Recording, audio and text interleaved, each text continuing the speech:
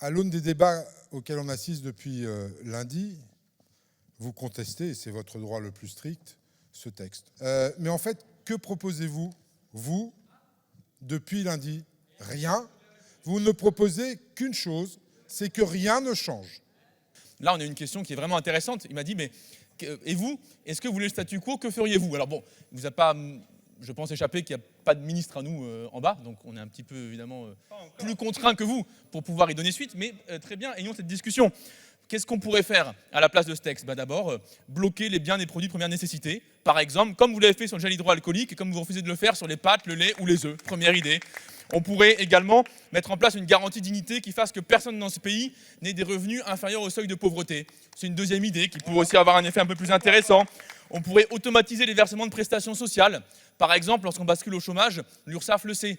Elle reçoit la déclaration unique employeur, elle reçoit ensuite derrière la notification de rupture, elle pourrait directement verser les allocations chômage aux personnes qui n'ont pas d'emploi. Au contraire, vous entretenez le non-recours au droit. On pourrait également avoir une politique offensive sur la restructuration des emprunts et du surendettement personnel. Voilà, ça ce sont quelques angles, par exemple, dont on pourrait discuter si on avait autre chose à faire que ce texte ce soir et si jamais nous étions aux commandes plutôt que vous. Après, vous nous diriez qui va payer? Qui va payer? Parce que j'imagine que ça va être le second enjeu, qui est une très bonne question, qui est une question centrale.